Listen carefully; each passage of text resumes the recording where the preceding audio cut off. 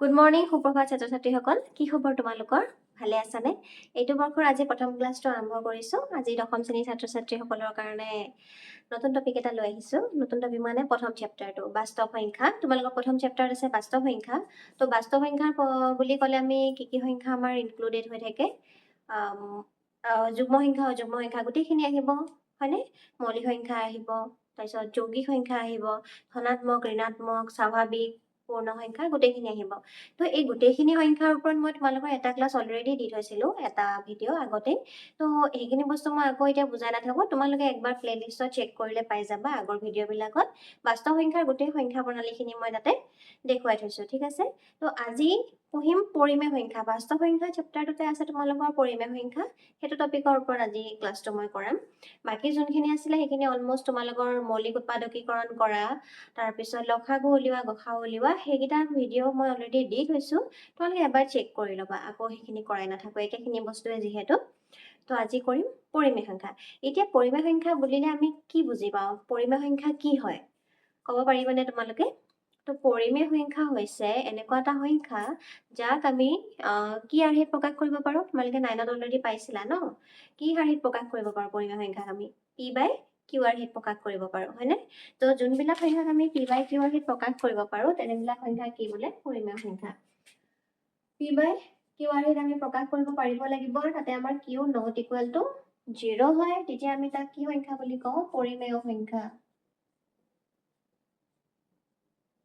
পৰিমেয় সংখ্যা বুলি কওঁ তাক হয়নে পৰিমেয় সংখ্যা আৰু আমি তাক কি বুলি কওঁ ইংলিছ মিডিয়ামৰ ষ্টুডেণ্টখিনিয়ে যদি চাই আছা তাক আমি কি বুলি কওঁ ৰেচনেল নাম্বাৰছ বুলি কওঁ ঠিক আছে rational numbers a number which can be expressed in the form p/q and q not equal 0 is called a rational number ঠিক আছে so for example 1 2 3 4 0 also এইকেইটা আমি পৰিমেয় সংখ্যা বুলি লিখিব পাৰোঁ এতিয়া তোমালোকে মোক সুধিবা যে 0টো কিয় পৰিমেয় সংখ্যা হয় আমি কি পাই আহিছোঁ যে যিকোনো সংখ্যাৰ তলত কি থাকে এটা 1 এটা থাকে হয়নে মানে এই প্ৰত্যেকটো সংখ্যাৰ তলত আমাৰ এটা এটা কি আছে 1 এটা এটা আছে ন তো 1 এটা এটা আছে মিন্স কি আমাৰ এইটো এটা পৰিমেয় সংখ্যা হৈ আছে পৰিমেয় সংখ্যা আমি কি হয় p/q তো 0টো মই কি লিখিব পাৰোঁ 0/1 তো এইটো মই p/q এক্সপ্ৰেছ কৰিব পাৰিলোঁ য'ত p ইকুৱেল হৈ আছে আমাৰ 0 and q হৈ আছে 1 q হে 0 হ'ব নোৱাৰে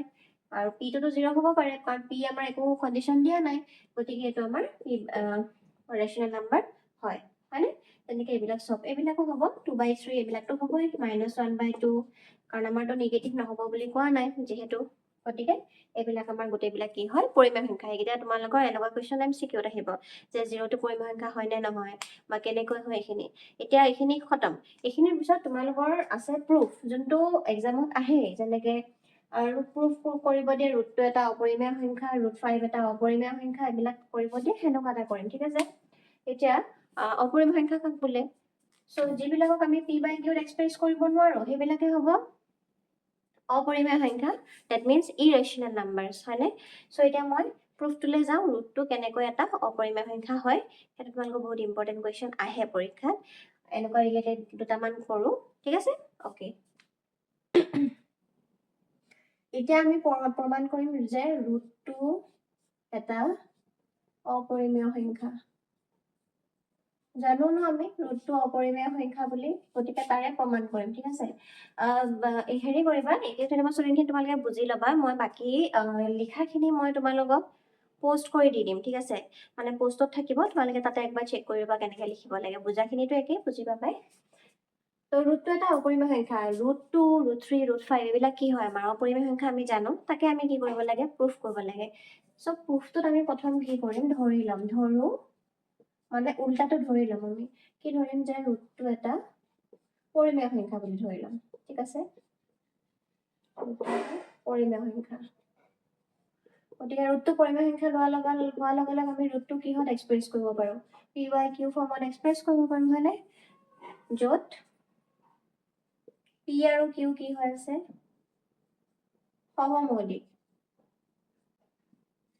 সহমৌলিক মানে কি আকৌ এতিয়া আৰু কিউ নট ইকুৱেল 0 টোতো হ'বই লাগিব, নহ'লে নহ'ব। এতিয়া সহমৌলিক মানে কি? সহমৌলিক মানে হৈছে দুটা সংখ্যা যাৰ সাধাৰণ উৎপাদক মাত্ৰ 1। যেনেকে সাপোজ 2 আৰু 3, ইহঁতৰ যদি মই এলচিএম ওলাও কিমান হ'ব? এলচিএম নহয়, মানে এনেকে যদি কৰো 2 পূৰণ 1 আৰু 3 কিমান হ'ব? 3 পূৰণ 1। তাৰমানে ইহঁতৰ কমন কি আছে? 1 আছে ন, তাৰমানে একো খাও কিমান হৈ আছে? ইহঁতৰ 1 হৈ আছে। গতিকে 2 আৰু 3 টো সহমৌলিক, যাৰ মানে সাধাৰণ উৎপাদক অকল 1 থাকে, বেলেগ একো নাথাকে।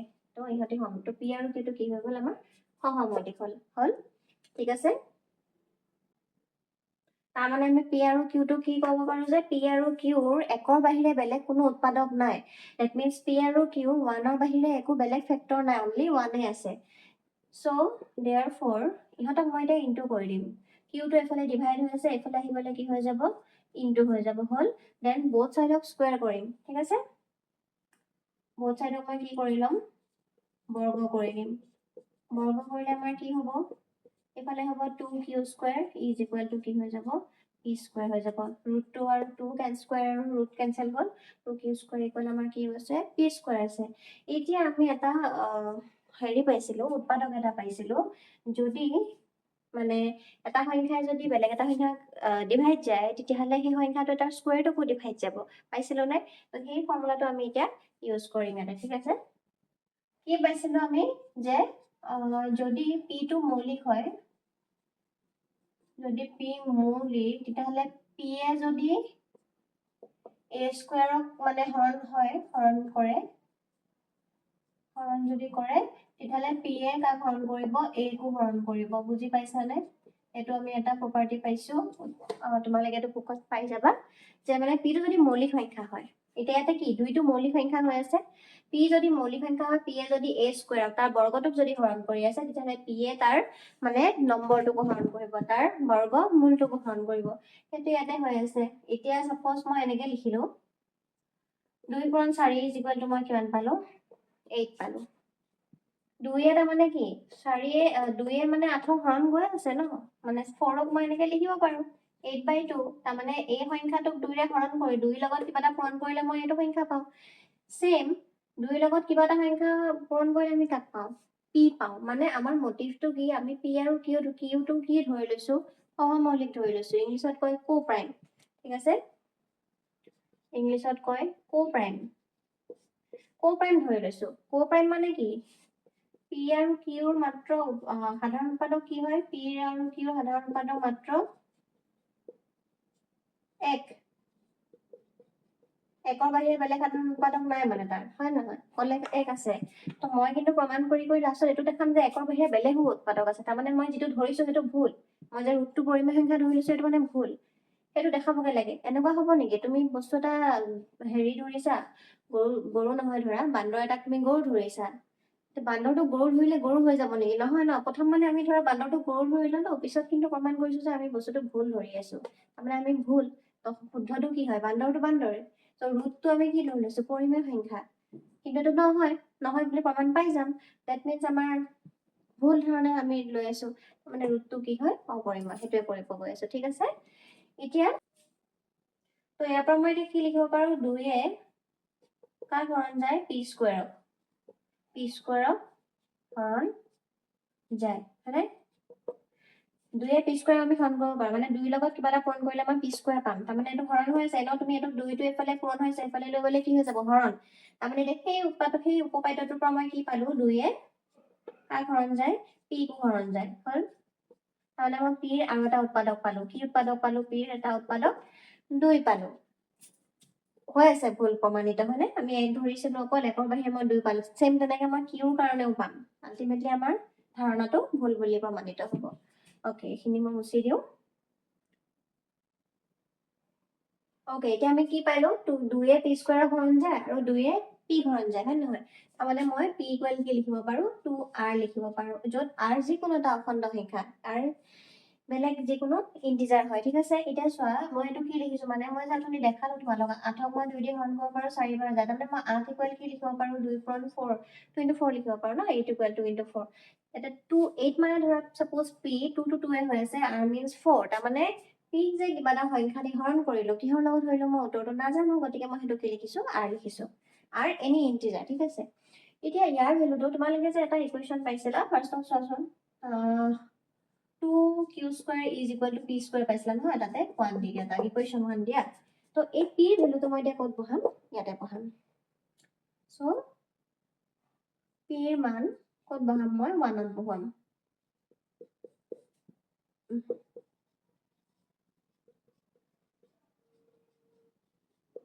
ঠিক আছে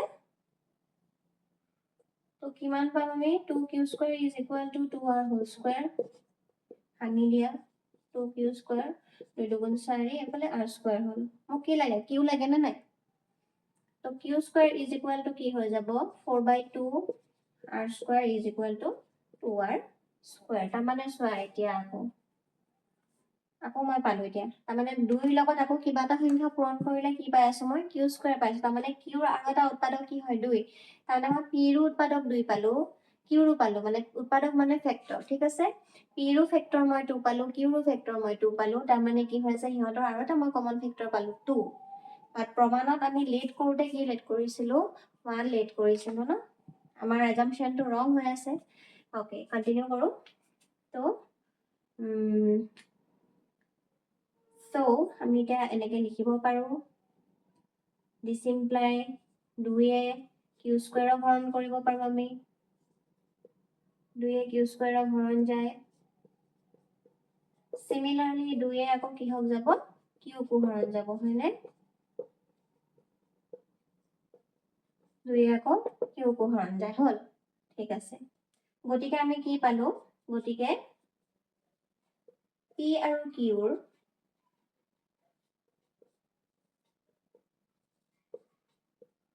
একৰ বাহিৰে হয়নে একৰ বাহিৰে পাইছো আমি একটো অলৰেডি পালোই আগতে একৰ বাহিৰে অইন এটা সাধাৰণ উৎপাদক আছে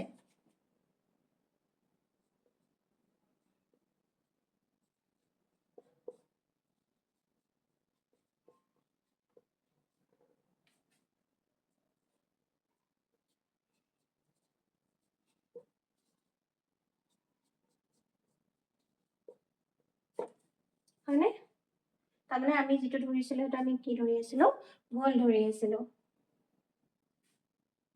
অৰ্থাৎ g এ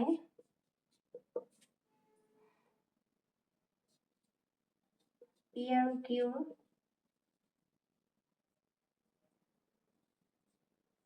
সহমৌলিক ধাৰণাটো কি কৰে বিৰোধ কৰে ধাৰণাটোৰ বিৰোধ কৰে বিৰোধ মানে কি আৰু ভুল বুলি প্ৰমাণিত কৰিছে হল ওপৰত লিখি দিও হা এইখিনি অৰ্থাৎ